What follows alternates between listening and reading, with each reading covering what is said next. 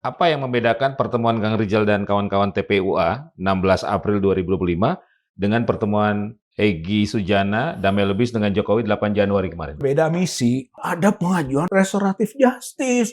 Oh, jadi ada perencanaan ini. Ada keinginan selamat dari laporannya Jokowi. Awalnya pertemuan rahasia. Pertemuan rahasia Egy, dan pribadi, bukan TPUA. pertemuan rahasia yang bocor. Pertemuan rahasia yang bocor.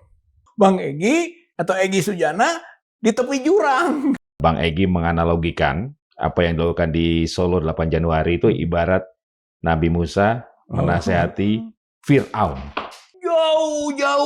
Jauh. Menghina agama itu.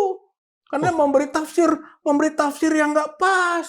Misinya Nabi Musa membebaskan penindasan. Nggak ada damai yuk gitu. Nggak ada di situ. Nggak ada negosiasi. Termul harusnya marah itu. Oleh Egy disamakan bosnya dengan Fir'aun. Bayangkan itu. Sejelek-jeleknya manusia, kata Nabi, yang punya dua wajah. Dia datang ke satu kaum dengan satu wajah. Dia datang ke kaum lain dengan wajah yang lain. Ke sini umat. Ke sana Jokowi. Inna min syarrin nas. Sejelek-jelek manusia. Allah sudah membuka aib-aibnya ini. CCTV Allah gitu kan. Tidak akan rusak. Janganlah menjual ayat dengan harga murah. Mau miliar, mau triliun, murah itu. Yeah. Karena kekayaan Allah besar.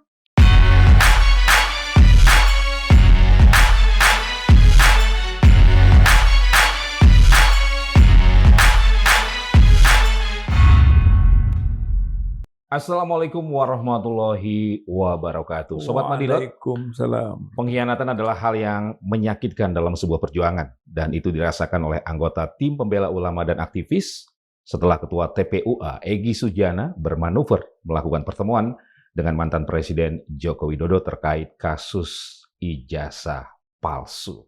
Dan di episode kali ini saya akan berbincang dengan Wakil Ketua TPUA yang sudah dipecat oleh Egy Sujana. Langsung saja saya sapa Rizal Fadilah. Ya, assalamualaikum. Kang Rizal, Siap, waalaikumsalam. Bang Margi. Terima kasih sudah hadir. Sehat ya? Senang-senang kita juga. Alhamdulillah.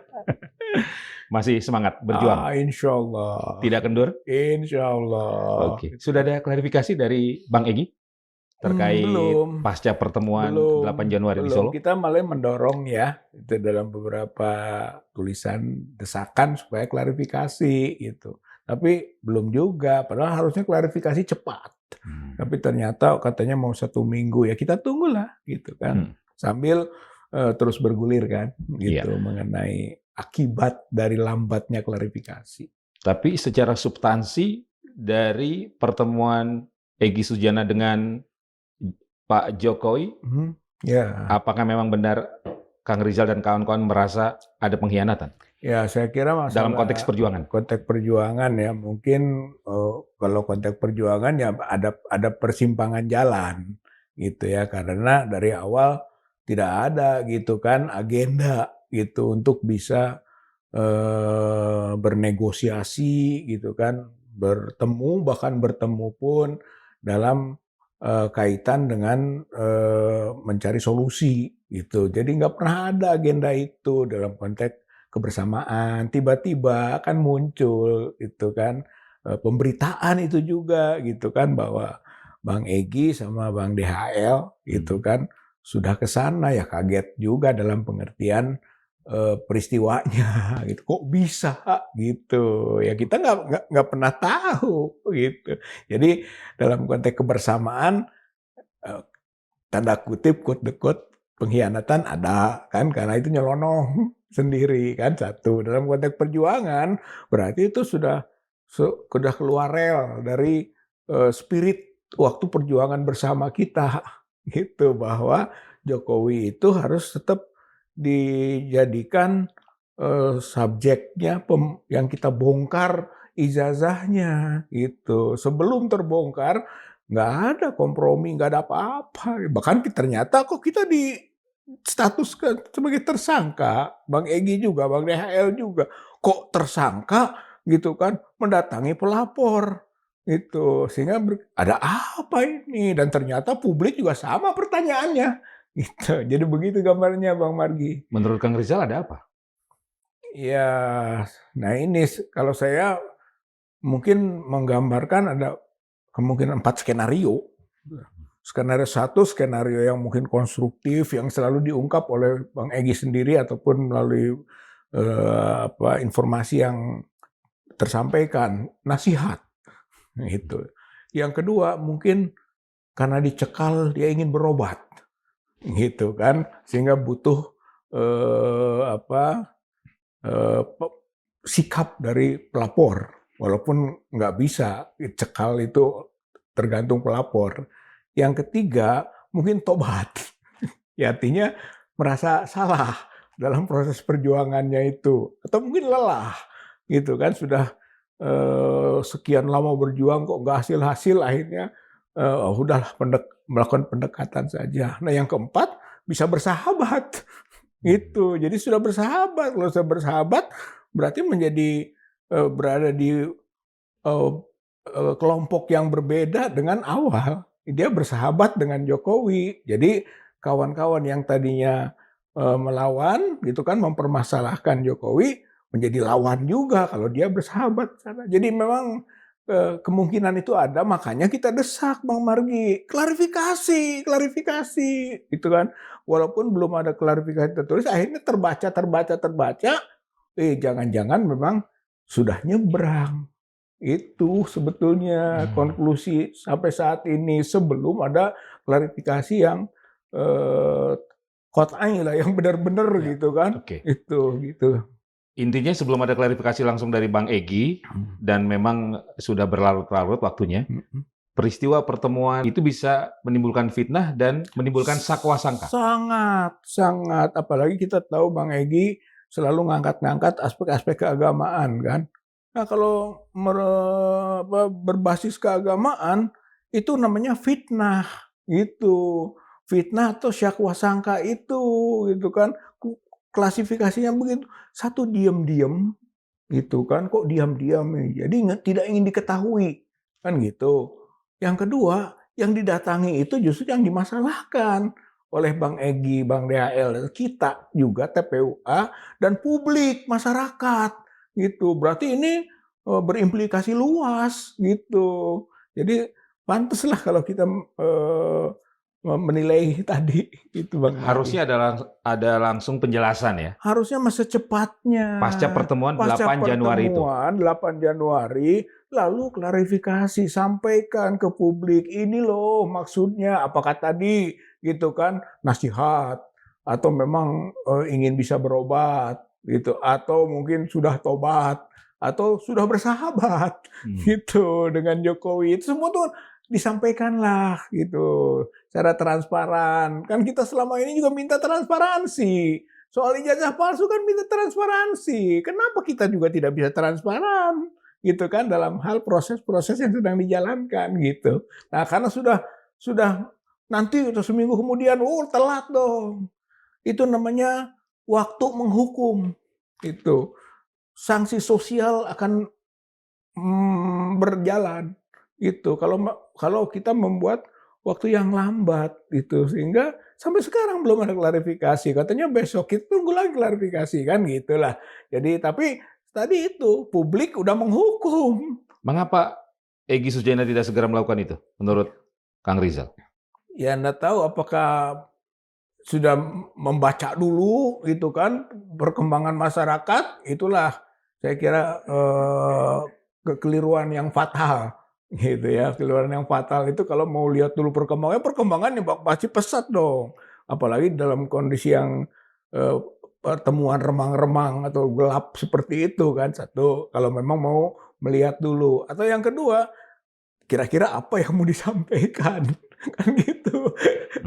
Skenario apa, gitu kan, skenario Musa Harun, misalnya, atau skenario berobat, gitu kan, atau mungkin lagi menimbang-nimbang begitu. Gitu. Oke, menurut Kang Rizal lebih karena alasan pribadi atau memang ada alasan perjuangan? Kalau saya tidak melihat alasan keumatan ataupun alasan perjuangan, itu. pribadi. Nah, ini sesuai saya melihat juga bagaimana gigihnya kuasa hukum Pak Egy ya, Bu Elida waktu di forum gelar perkara khusus yang seolah-olah mati-matian untuk Bang Egy kan. Pokoknya nggak bisa, harus lepas dari status tersangka dan sebagainya dengan berbagai alasan. Berarti sangat personal gitu, walaupun di dalam kebersamaan forumnya gitu kan. Sekarang langkah-langkah seperti ini juga kepentingannya mungkin ngait dengan itu gitu Bang Margi. Saya lihat ada dan itu terbuka sampai terakhir restoratif justice. Oh, kalau begitu restoratif justice untuk 1 atau 2 orang itu saja. Itulah. Jadi kepentingannya siapa ini? Oh, kepentingan selamatnya 1-2 orang. Upaya penyelamatan diri. Upaya penyelamatan, bukan konteks keumatan, bukan konteks perjuangan jadinya gitu kan. Malah sudah bisa bergeser dari spirit untuk membongkar ijazah Joko Widodo. Sehingga di TPUA tidak ada pembicaraan, tidak ada komunikasi mengenai agenda Egy dan Damai Lubis bertemu Jokowi. Ada, itu mah nggak pernah muncul gitu kan. Terpikir, terbersik pun gitu kan. Tidak ada gitu konteks TPUA. Walaupun kita juga menyadari komunikasi kita dengan Bang Egy gitu kan, itu sudah agak terputus lah gitu ya. Sejak awal kita ke Solo dulu. 16 April 2025. Ketika ada aksi geruduk rumah Jokowi. Dan itu dalam rangka yang sangat jelas misinya. Ya. Jadi nggak bisa kalau misalnya dikatakan ini adalah kelanjutan dari pertemuan TPUA yang pertama, ini yang kedua. Nggak bisa, beda jauh Bang Margi. Kang Rizal pribadi dan kawan-kawan di TPUA, kapan mulai merasakan keanehan dari sosok Egy Sujana ini? Atau ada hal-hal yang janggal dari... Sebenarnya waktu awal 16 April itu gitu kan sebagai ketua umum. Dan selama ini kita membawa institusi TPUA untuk datang ke UGM 15 April. 16 Aprilnya datang ke Solo. Semuanya terencana. Surat menyurat gitu kan, bahkan sudah pemberitahuan ke aparat segala macam. Itu TPUA bersama. Ketua umumnya itu Egy Sujana. Gitu. Pas waktunya, realisasi waktu, hari gitu H-nya. Kan, hari H-nya nggak ada. Dan nggak adanya itu misterius. Ketua nggak adanya misalnya, oh Bang Egy-nya sakit. Itu mungkin cepat dimaklumi. Nggak ada kabar? Nggak ada kabar waktu itu. Sampai simpang siur pada waktu kita berada di Jogja, waktu kita berada di Solo. Kemana? Banyak yang bertanya dan tidak bisa kita jawab. Padahal Egy Sujana ikut merumuskan agenda itu. Merumuskan bersama-sama. Walaupun ya saya sampaikan, ide itu muncul dari saya waktu itu. Tapi udah jadi kesepakatan bersama gitu kan. Bahwa memang 15 harus ke UGM, 16 kita ke Solo gitu. Tapi pada waktunya tidak ada. Simpang siur lah, di mana Bang Egy gitu. Kang Rizal saat itu menangkapnya apa yang terjadi dengan Egy? Nggak ada kabar, nggak muncul, nggak datang. Ya, aspek konstruktifnya Egy nggak boleh ditahan. Sampai berpikir ada yang, oh Egy ditahan katanya oleh polisi gitu karena ada gejala ini bakal begini gitu kan, atau tidak dibolehkan sebagai ketua umum untuk mencegah misalnya, itu gitu kan. Jadi tetap kita berpikir, oh komunikasinya kok dengan pihak aparat gitu hubungannya, gitulah. Jadi sampai kita pulang juga tidak jelas. Sampai hari ini. Sampai hari ini. Disitulah Kang Rizal mulai merasakan keanehan-keanehan dari Egy Sujana. Mulai kita juga jaga jarak, ya.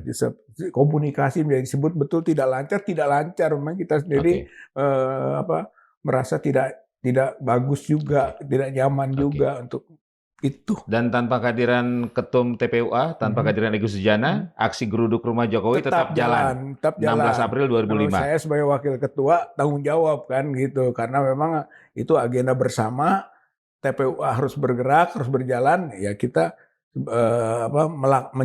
melanjutkan bahkan mewakili lah gitu dalam proses-proses menuju ke baik di UGM yang terhambat gitu kan kedatangan kita maupun yang ke Solo yang akhirnya ya kita bisa bertemu lah gitu. Memang agenda utamanya ketemu langsung Pak Jokowi untuk minta ditunjukkan ijazah asli. Untuk minta ditunjukkan ijazah. Ya, memang misinya jelas kok. Gitu, bukan untuk berbasa-basi, berkomunikasi, negosiasi apalagi gitu. Enggak, di situ mah pokoknya datang ke Pak Jokowi itu bahkan kita menyebut itu final attack tadinya gitu kan, serangan akhir gitu. Masuk langsung kita ke jantung pertahanannya, tanya di situ. Udah begitu misinya. Ngomong-ngomong, gimana ceritanya bisa tembus dan akhirnya bertemu dengan Pak Jokowi? Ya, awalnya surat menyurat. Yang UGM dijawab, gitu kan. Sampai minta 5, itu UGM tuh, gitu kan. Kemudian yang Jokowi nggak ada jawaban, gitu kan. Tapi karena kita sudah agenda ini, Bang Margi ya, gitu kan. Ya kita jalan terus dua-duanya, gitu kan. Setelah di UGM, nah pada sebelum ke Solo malam-malamnya gitu. Ini kebetulan kita kan relasi di sana namanya ada Pak Mudrik Al-Hanan gitu ya. Rupanya beliau menginisiatif gitu kan, ayo kita ketemu dengan aparat Polres Solo gitu karena itu kan pasti menyangkut Polres atau Polresta? Polresta ya. Polresta Solo, kota Surakarta berarti kan. Kita makan tuh malam-malam itu yang ngerange Pak Mudrik namanya gitu. Tapi ya. Kang Rizal tidak dikasih tahu, nanti ada aparat, tidak dikasih tahu. Dikasih tahu gitu kan, kita akan ketemu nanti itu kan dengan aparat karena hubungannya mungkin dia ada keamanan segala perlu penjelasan dulu. Oke, gitu kan. Nah disitulah dikemukakan makan di satu rumah makan lah. Rumah makan di Solo ya. Di Solo. Itu berarti 15 malam. 15 malam. 15 malam itu ya sebelum 16 kan. Kemudian di situ ya kita ditanyakan apa maksudnya saya dan teman-teman yang ikut menyatakan satu kami mau silaturahmi ya kan seperti orang-orang silaturahmi masa nggak boleh gitu kan satu tuh. Yang kedua memang misi kami ingin meminta Pak Jokowi menunjukkan ijazahnya, jadi langsung. Nah, rupanya responnya dari pihak aparat Polresta itu, ya kami belum pernah katanya yang seperti ini, tapi kami akan coba. Jadi akhirnya pihak kepolisian yang menjadi mediator untuk itu dan yang dan dia waktu itu belum ada janji bisa. Udah nanti besok pagi katanya ada berita gitu kan. Gitu. Nah, ternyata range-nya sukses gitu. Jadi begitu paginya bisa ketemu jam 10 gitu. Ya udah kita jadi siap-siap semua untuk datang ke lokasi. Tapi tetap geruduknya jalan. Geruduknya jalan, tetap semua satu bis datang kita. Kemudian juga teman-teman yang di Solo juga yang sudah ada ikut gitu kan. Jadi jumlahnya cukup banyak. Ternyata di sana sudah banyak yang lebih banyak lagi gitu kan yang sudah siap untuk menyambut. Kelompoknya Hercules, ada juga Sylvester. Jadi banyak lah gitu. Mereka juga ternyata lebih banyak persiapan untuk menyambut. Jadi tim TPUA bisa bertemu dengan Pak Jokowi pada 16 April 2005 itu difasilitasi oleh pihak Polresta Solo. Iya, betul.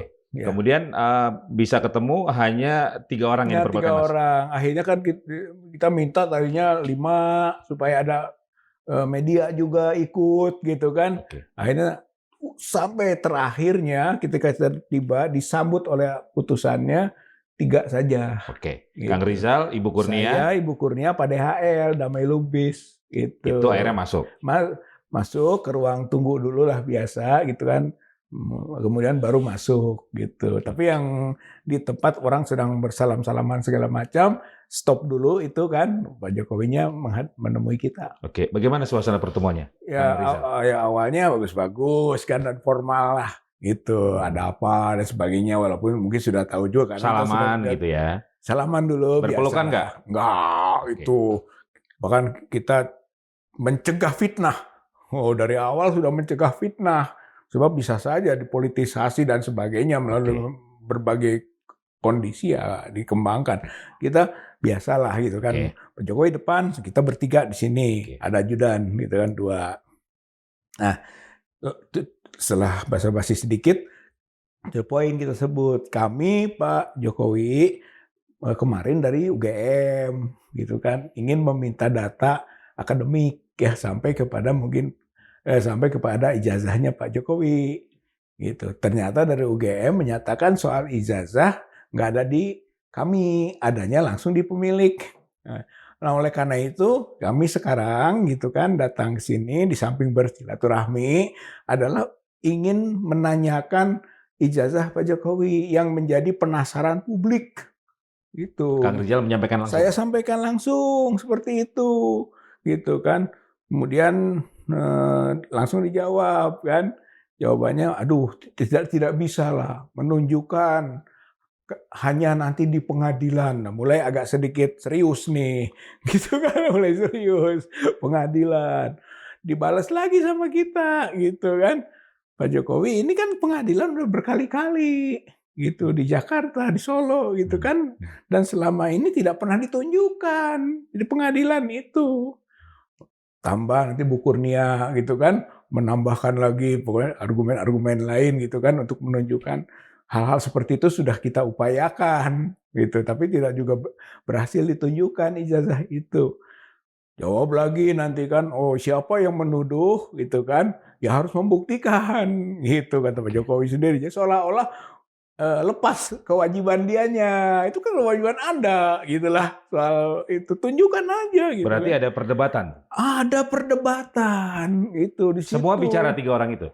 Ibu Kurnia, Nah, Kang Rizal. kebetulan Pak DHL pasif nggak bicara. Hanya Kang Rizal dan Ibu Saya Kurnia. dengan Bu Kurnia gitu. Oke. Waktu itu mah gitu yang langsung ya gitu.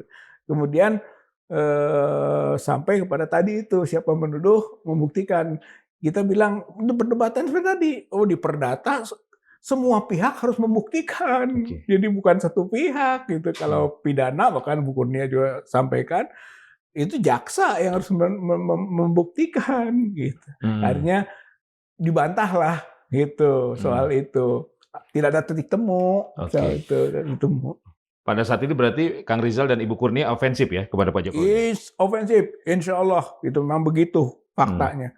Itu yang kemudian Pak Jokowi yang menjawab juga lah. Entah defensif, ofensifnya tadi yang menuduh buktikan gitu aja sebatas. Berapa lama pertemuan?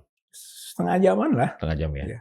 Oke, tapi ketika datang tadi cukup hangat ya Pak Jokowi menyambut Kang Rizal dan Awalnya hangat, kemudian setelah mulai ada perdebatan kan ya berbeda ya gitu. Jadi formal lah, serius gitu. Oke, artinya pada saat pertemuan itu tidak ada titik temu ya? Nggak ada. Karena Deadlock lah ya? apa yang kita inginkan tidak dipenuhi. Kan itu tujuannya cuma satu kok, tunjukkan ijazah gitu kan. Bahkan bahasanya kan kita bisa sosialisasikan kalau sudah tunjukkan, nggak bisa juga tetap. Oke. Sebelum berakhir pertemuan, apa yang terakhir disampaikan Pak Jokowi kepada tim TPUA?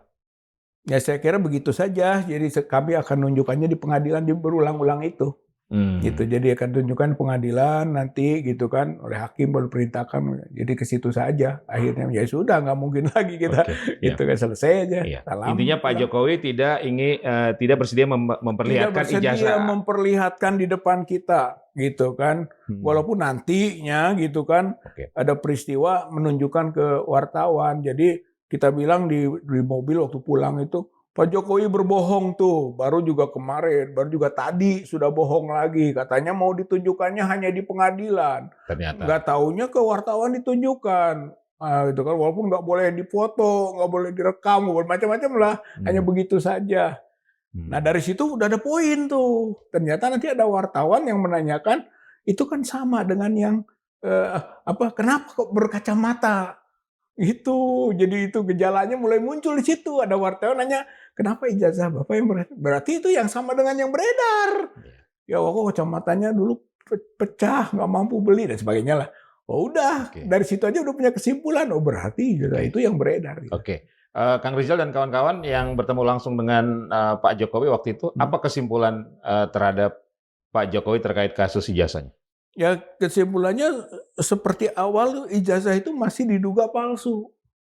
Karena dari awal kan kita sebelum dibuktikan sebaliknya gitu kan, itu masih kita menduga itu palsu. Dan ternyata indikasi sampai situ muncul tadi, oh yang berkacamata berarti yang memang kita ragukan soal fotonya.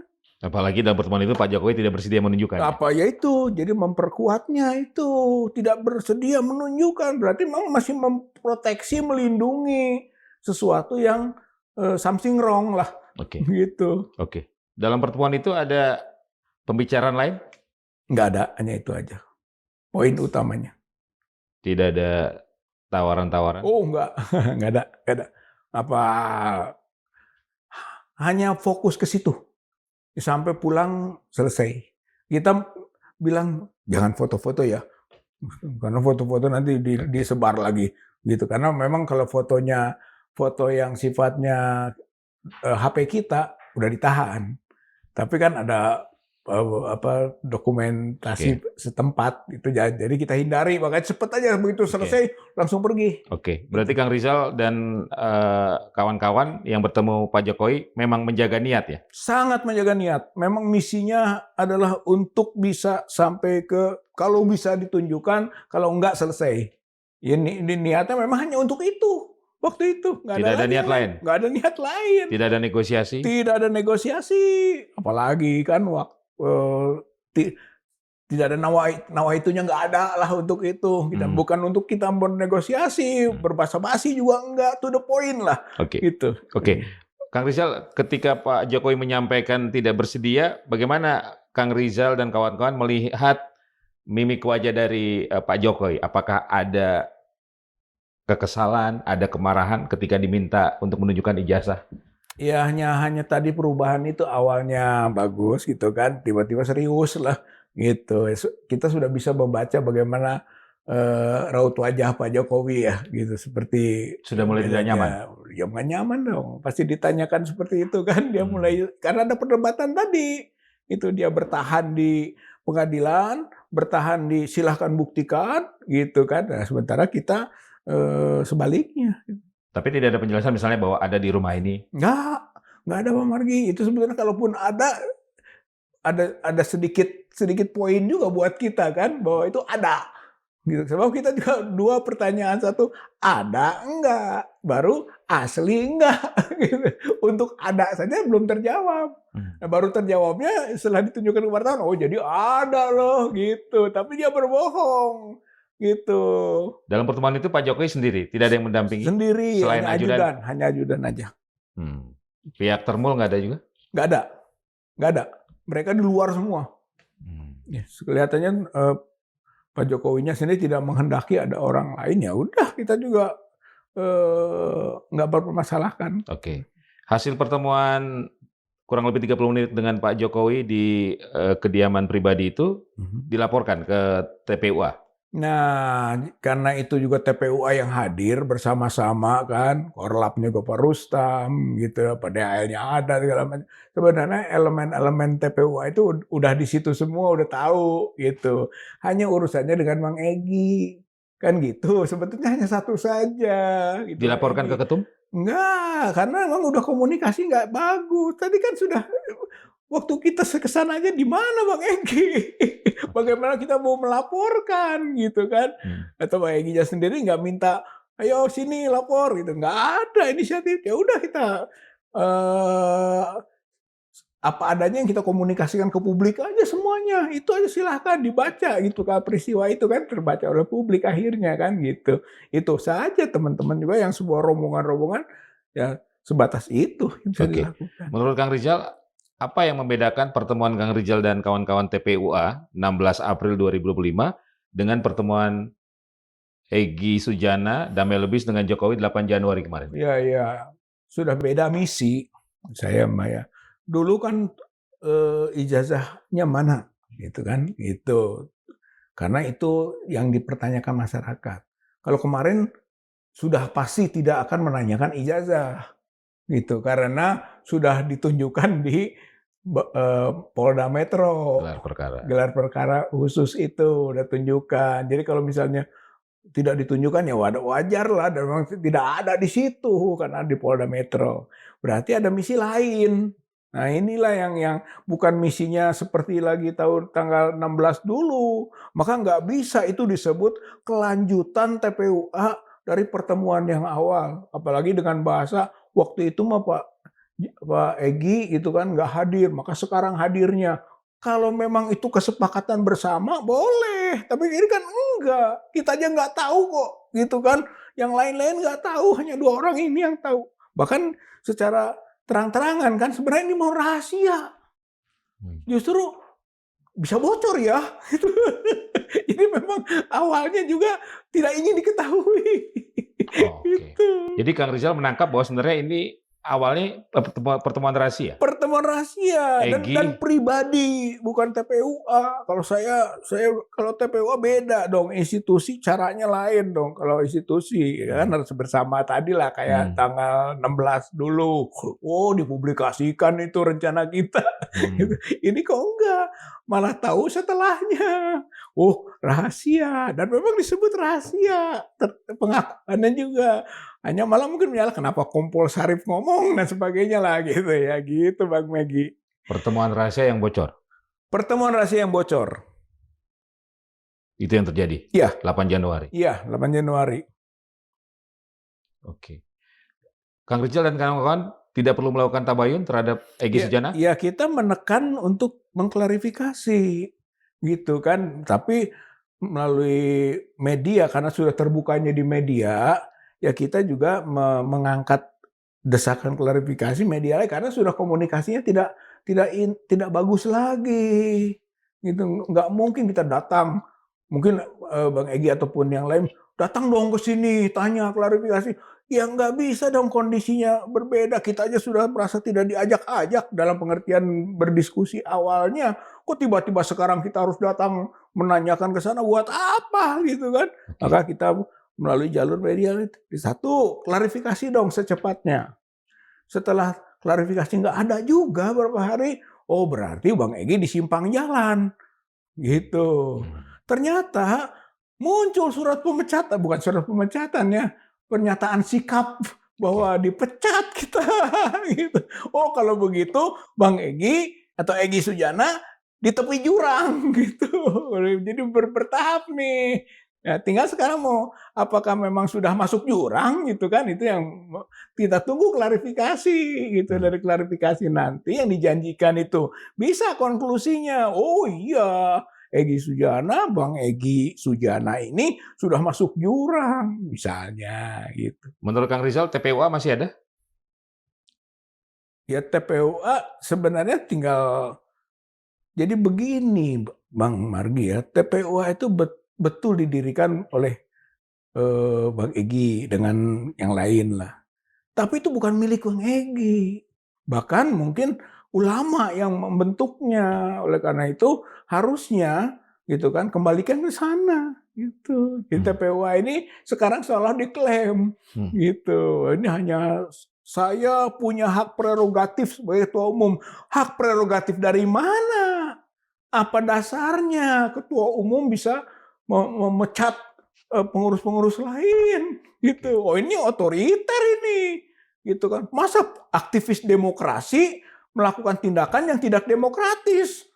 Wah itu memalukan sekali itu, gitu Bang Margi. Termasuk ada pertemuan antara Egy Sujana dengan sejumlah relawan Jokowi ya, akhir tahun lalu. Katanya sebelumnya ya, kita lihat dari video yang muncul di kediaman pribadi. Di kediaman pribadi waktu menandatangani buku itu. Itu juga tidak dibicarakan di TPUA? Tidak, malah kita nggak tahu. Tiba-tiba terbuka. Oh kok ada ini. Bahkan kagetnya ya kok udah ada pertemuan dengan Termul. Relawan Jokowi. Yang kemudian ternyata ikut juga mengantar peristiwa tanggal 8 Januari kemarin. Itu juga kan relawan Jokowi. Bapak Darmizal sama Rahmat kalau nggak salah gitu kan, yang ada di situ. Oh baru tahu, oh berarti sudah dari awal sudah ada perencanaan untuk datang ke sana bersama dengan relawan Jokowi datangnya. Wah berarti ini sudah ada pencemaran dari misi awal gitu. Sudah ada kong kali kong. Nah, udah kong kali kong, karena tidak mungkin bisa bertemu tanpa mungkin relasinya dari relawan Jokowi. Oke. Menurut Kang Rizal, pertemuan Egy Sujana dengan Jokowi 8 Januari kemarin di Solo, itu puncak sekaligus membuktikan kecurigaan Kang Rizal dan kawan-kawan terhadap sepak terjang Egy Sujana dalam kasus ijazah Jokowi ini. Artinya inkonsistensi sikap gitu yang selama ini dibaca gitu kan terhadap prinsip-prinsip perjuangan yang selama ini dicanangkan. Ternyata kok enggak gitu. Jadi bener juga gitu yang awalnya kita jangan-jangan gitu kan apa sih yang terjadi di balik ini nggak ikut hadir ke Solo dan sebagainya gitu kan atau hubungan-hubungan apa dengan aparat dan sebagainya kok ujug-ujug aparat ikut di 8 Januari gitu kan akhirnya Kemudian ada pengajuan restoratif justice. Terakhir ada pengajuan restoratif justice. Jadi ada perencanaan ini bahwa ada keinginan selamat dari laporannya Jokowi gitu. Maka wajar kalau restoratif justice itu kedua pihak harus sepakat. Jadi mungkin maaf memaafkan walaupun dibantah tidak ada itu pasti akan terjadi kalau restoratif justice clear soalnya gitu kan. Jadi kalau disebut minta maaf, memaafkan, kalau Jokowi minta memaafkan pasti ada minta maaf dulu. Maka wajarlah penilaian publik walaupun dibantah habis-habisan, toh ujung-ujungnya kan restoratif justice gitu. Pihak Polda udah kebukakan akan pakai KUHP baru gitu kan. Jadi sebetulnya mengarah betul ke restoratif justice dan itu dua figur ini akan jadi sampel. Oke.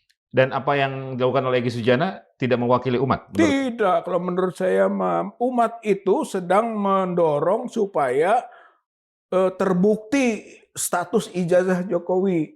Jadi bukan soal personal. Kita juga dalam proses perjuangan ini nggak mikirkan personal. Makanya ketika ditersangkakan, kalau perlu nanti diteruskan proses-proses sampai di penjara dan sebagainya, itu risiko. Tapi tujuan kita adalah agar terbukti tentang status ijazah Jokowi dulu, jangan sampai itu nggak fokus lagi. Ini yang paling bahaya itu adalah ini upaya-upaya untuk mengaburkan dari misi umat, misi masyarakat, misi bangsa, misi negara yang ingin tahu status ijazah Joko Widodo. Jadi kita harus kembalikan ke sana gitu. Jadi jangan sampai tadi negosiasi-negosiasi restoratif justice akhirnya menghilangkan misi utama kita. Jadi ini semacam mengatasnamakan umat? Iya, karena TPUA itu kan dibentuk oleh ulama. Nggak langkah Egy ini? Langkah Egy mengatasnamakan. Ya nggak tahu juga itu Bang Margi, apakah maksudkan atau tidak gitu kan. Tapi yang jelas mah kita menilainya itu pribadi. Gitu aja gitu sementara ini. Tapi belum ada ungkapan bahwa kami atas, cuman ada bahasa. Iya kan selama ini kan ada stempel terhadap sosok Egy Sujana. Iya. Yang selama ini aktivis umat lah, merepresentasi aktivis umat gitu kan. Bahkan banyak referensi-referensi keagamaan yang diangkat kan itu memang sudah menjadi brandingnya kan gitu. Tapi sekarang dengan cara seperti ini dalam konteks keumatan ini bermasalah gitu. Cara-cara seperti ini gitu kan itu tadi menimbulkan fitnah gitu dan ternyata betul sudah sangat melebar ini meluas gitu kan akibat dari sesuatu yang tidak sesuai dengan syariat lah gitu ya. Syariat itu nggak bisa dengan cara begini. Itu apalagi nanti bisa berargumen ini mewakili atau mengibrohkan diri Musa Harun menghadapi Firaun. Jauh itu kalau bawa ke sana nggak bener itu tafsir begitu. Sebelum ke sana, apakah Allah sudah membuka aib-aibnya ini menurut? Ya, semua kebohongan, semua hal-hal yang buruk itu Allah akan, kalau saya teman Pak Azam tuh CCTV Allah gitu kan. Tidak akan rusak gitu. Orang boleh mau coba merusak, mengambil, tapi CCTV Allah akan berjalan. Jadi sebetulnya inilah tazkiroh gitu ya. bagi siapapun, termasuk Bang Egy, gitu ya. Kalau hal-hal niatnya tidak bagus, niatnya kepentingan sendiri, niatnya kepentingan keluarga saja, bukan kepentingan perjuangan bersama masyarakat bangsa, apalagi umat, gitu kan, itu cepat atau lambat akan menemukan kondisi yang tidak mengenakan. Allah tidak akan ridho terhadap sesuatu perbuatan yang tidak berbasis niat karena Allah. Dan apalagi kalau awalnya spiritnya jihad, jihad misalnya, apalagi gitu. Dan banyak sejarah kok gitu yang kualifikasinya munafikun gitu. Muzabzabina baina zalik. Dia ragu antara kebenaran yang ini atau yang itu. Gitu. Mau masuk dalam komunitas ini atau komunitas itu. Inna min syarinas zal wajhin ya'ti haula bi wajhin wa haula bi wajhin. Maksudnya sejelek-jeleknya manusia, kata Nabi, gitu kan, yang punya dua wajah. Gitu. Dia datang ke satu kaum dengan satu wajah, dia datang ke kaum lain dengan wajah yang lain. Nah, itu kualifikasi yang paling buruk. Inna min syarinas, sejelek-jelek manusia. Nah, kita jangan khawatir. Jangan sampai tokoh Egy Sujana, mungkin yang lain juga, itu kan, menjadi kena pada kriteria itu yang Rasulullah sampaikan. Jadi kesini umat, kesana Jokowi, gitu. Jangan sampai begitu, gitu. Kalau Jokowi sudah bisa kita kualifikasikan banyak hal-hal yang bertentangan dengan syariat, ya harus tempatkan di situ dong. Jadi jangan sampai mutabdabina baina zalik, gitu kan, ragu antara keduanya. Sini sana, yang mana, gitu kan. Itu termasuk pernyataan Egy Sujana yang bilang di video yang beredar, Jokowi orang yang cerdas, berani, dan militan. Itu akhirnya orang menggambarkan sebagai indikasi, kan? Indikasi kok sudah berubah, kok sudah ada pemihakan, atau sudah ada sekurang-kurangnya toleransi, sekurang-kurangnya lah, kalau pemihak belum, toleransi gitu. Sebab kalimatnya itu kok jelas kok kalau menurut saya mah, gitu kan, Jokowi itu, gitu kan, CBM, gitu, cerdas, berani, militan. Jadi memang sudah terfokus ke karakter pribadi Jokowi yang bertentangan dengan pandangan publik, gitu, bahwa Jokowi itu tidak CBM. Kenapa kok Egy bisa menyatakan Jokowi CBM, gitu kan? Di depan depan para relawan Jokowinya. Tapi manusia kan bisa berubah, Kang Rizal. Bisa, itulah yang sering terjadi. Yang berubah itu, makanya sebut tadi, kaum munafikun dulu di zaman Nabi, mereka Muslim, sama, satu barisan. Tapi begitu melihat keadaan, gitu, misalnya dalam perang Uhud nih, wah mereka kuat nih, jangan-jangan nanti kita bisa kalah. Berubah 300 tuh. Ini kembali, nggak mau ikut perang. Itu munafikun, Abdullah bin Ubay, pimpinannya. Bisa berubah. Gitu. Rizal, yang terbaru ada yang disampaikan oleh Bang Refli Harun ya. Yang katanya Bang Egy menganalogikan apa yang dilakukan di Solo 8 Januari itu ibarat Nabi Musa menasehati Fir'aun. Ya. Ini analogi seperti apa menurut Kang Rizal? Ya, satu menurut saya itu kalau sudah ketemu Pak Jokowi gitu kan, apalagi Jokowi cerdas, berani, militan, disebut Fir'aun. Ya kalau saya Pak itu problema sendiri.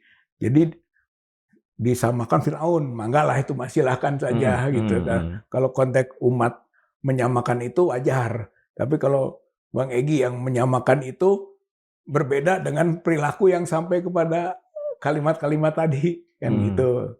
Kedua, gitu. Saya kira bagaimana bisa menempatkan kualifikasi diri sebagai Musa dan Harun, siapa Harunnya, mungkin DHL-nya gitu ya. Beda gitu. Musa dan Harun itu itu pemimpin, tokoh, figur sentral gitu kan dalam penegakan kebenaran. Ya, bukan bagian itu lain. Misinya misi Allah, Nah, misinya misi Allah. Makanya bukan dalam misi pribadi. bukan misi pribadi, makanya bahasanya idhaba ila fir'aun innahu togo gitu. Pergilah hei Musa gitu kan ke Firaun. Sesungguhnya dia melampaui batas. Gitu. Itu misinya harus dari Tuhan. Nggak boleh inisiasi sendiri gitu. Saya datang ke sana seperti Musa dan Harun. Oh enggak, beda. Musa Harun mah perintah Allah. Gitu. Sedangkan ini inisiatif sendiri atau inisiatif komunitas bersama dengan relawan Jokowinya. Gitu kan. Jadi itu yang ketiga gitu ya. Bahwa misinya Musa dan Harun jelas. Walaupun ada fakulalahu kaulan layinan gitu ya. Katakanlah kalimah yang lemah lembut benar. Tapi la'alahu yatadzakaru aw yakhsha. Supaya dia itu sadar dan supaya dia itu takut. Harus membuat warning dong. Bikin dia takut. Gitu kan. Loh Pak Jokowi nanti kalau begini terus neraka loh nanti. Misalnya. Bikin buat yakhsha supaya takut. Gitu. Nah kemudian yang berikutnya lagi. Ini untuk menunjukkan nggak sama. Beda. Analoginya nggak pas. Analoginya nggak pas. Bahkan bisa menghina agama itu. Karena memberi tafsir yang nggak pas. Ya kan? Itu konteks 156A itu tafsir-tafsir yang seperti benar padahal tidak. Ini bisa penistaan agama juga? Bisa kalau didalami lebih lanjut gitu kan. Kalau detail nih, makanya saya coba dari sisi yang secara masih umum ini, belum detail gitu kan. Nah, misalnya misinya Musa Harun itu ada kalimah ke Firaun tuh, fa'arsil ma'ana Bani Israel. Hei Firaun, lepaskan Bani Israel bersama kami, merdekakan mereka. Tuh misinya misi membebaskan, misi memerdekakan. Kesini kan, gitu. Ada nggak kemarin begitu? Nggak ada. Misalnya tadi gitu kan, udah umat ini, kalau pemimpin umat kan, bahasa itu nggak muncul.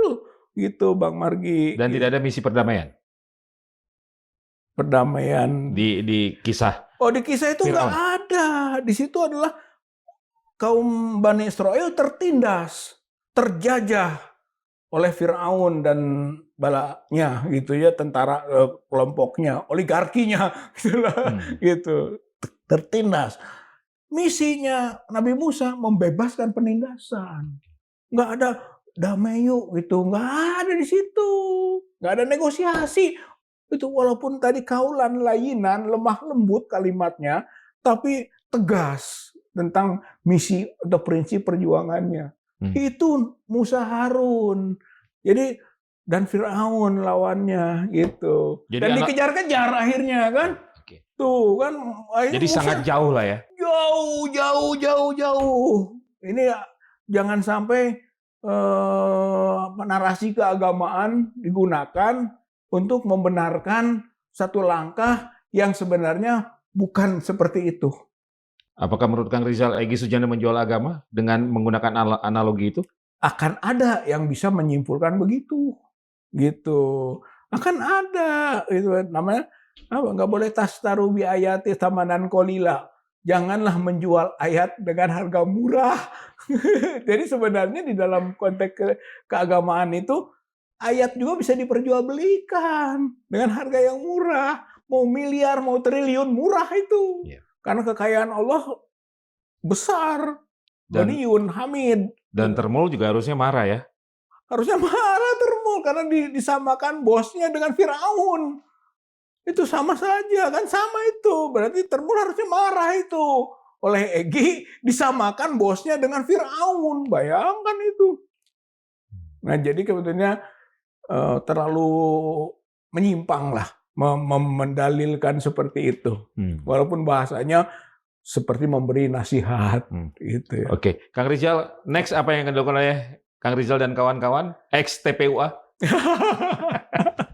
Ya kita sudah komunikasi juga gitu kan. Nanti kalau sudah ada klarifikasi gitu ya, kan kita orang hukum gitu kan. Semua harus berbasis pada kepastian hukum gitu ya. Jadi menanggapi itu harus sudah dengan dasar hukum yang kokoh gitu. Jadi nanti setelah klarifikasi kita baca klarifikasinya, kita semua akan mensikapi nanti. Oke, tapi masih solid kawan-kawan? Insya Allah kalau lihat yang kawan yang dipecat ya. Iya, iya maksud saya itu. Kawan pecatan pasti merasa terzalimi dong. Gitu kan. Masa ujung-ujung dipecat saja. Gitu kan, gimana? Di mana-mana juga kalau orang memberi sanksi itu ada prosedur. Ya kan? Apalagi di organisasi atau di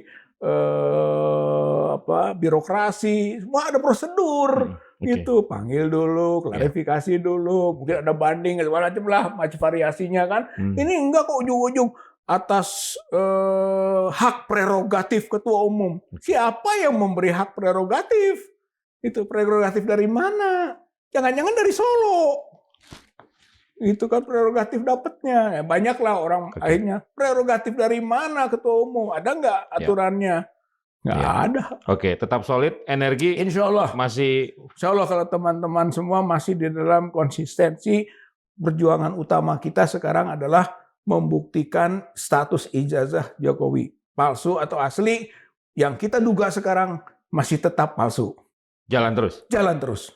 Jalan terus ya? Jalan terus insya Allah. Fa'idha azamta fatawakal Allah. Kalau orang sudah berazam, berniat, maka tawakal kepada Allah. Oke. Ada atau tidak ada Egy Sujana? Ada atau tidak ada, kecil. Kalau personal mah, gitu, kecil. Kita jangan tergantung pada person. Gitu, berjuang tergantung pada person mah itu salah. Allahu Akbar, Allah yang besar. Gitu. Oke, baik. Apakah ini proses screening alam juga? Saya kira begitu. Semua juga ada proses. Nanti akan terlihat mana emas, mana loyang, gitu. Mana yang bermain-main atau mana yang menyerah dan kalah, mana yang pecundang, mana pejuang. Itu hukum sunatullah lah. Kita tidak menyebut hukum alam, sunatullah berjalan begitu. Oke. Kang Rizal dan kawan-kawan juga kan statusnya sama kan? Dengan Kang Egy dan juga Bang Damel Lubis kan? Apanya? Statusnya kan? Statusnya sama, tersangka kita. Emang Kang Rizal nggak punya pikiran mau melakukan seperti Egy Sujana? Oh enggak lah. Kenapa? Oh iya, enggak lah. Itu tadi kualifikasi begitu mah muzabzabina baina zalik. Gitu. Kalau menurut saya mah bimbang antara ini dan itu. Nggak boleh bimbang kita, apapun yang terjadi, apapun risikonya. Nggak boleh bimbang. Maka apalagi tadi kan dalil itu, inna min syarina, sejelek-jelek manusia. Wah, pro sini sebentar, pro sana sebentar. Nggak maulah yang gitu mah. Gitu kan, itu adalah kualifikasi terburuk dari manusia. Oke.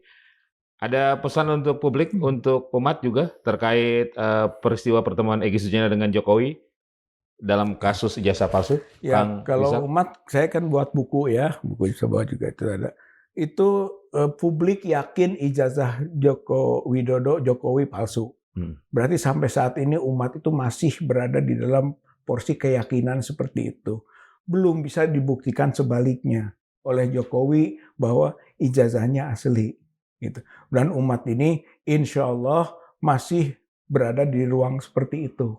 Dan Egy Sujana tidak mewakili umat? Dan Egy Sujana sekarang dalam posisi yang tidak dalam posisi itu, gitu kita gambarkannya, karena peristiwa tadi telah menimbulkan fitnah, gitu. Dan oleh karenanya kita masih menekan juga pihak berkepolisian, pembuktiannya uji forensik independen. Dan begitu kita dorong, karena tingkat kepercayaan ke polisi juga kan tidak penuh ini, diragukan kalau uji forensiknya hanya oleh pihak polisi, harus disadari dong itu. Dan kalau memang itu diyakini asli, kenapa tidak bisa terbuka? Gitu. Jadi orang jadi, oh memang palsu, gitu kan? Karena memang palsu, akhirnya diproteksi dengan segala upaya, dengan segala cara. Kalau memang itu asli, bebas silakan mau lembaga pengujian forensik mana, laboratorium mana, silahkan. Karena ini asli. Tapi kalau ditutup-tutupi, gitu kan, berarti memang benar dugaan publik itu palsu. Bagi Kang Rizal dan pecatan TPUA, tidak ada kata damai juga? Tidak ada kata damai. Kita masih dalam konsistensi pada tuntutan awal gitu, bahwa harus diuji sampai ditemukan bahwa itu adalah asli atau palsu, dan kita masih menduga itu palsu. Oke.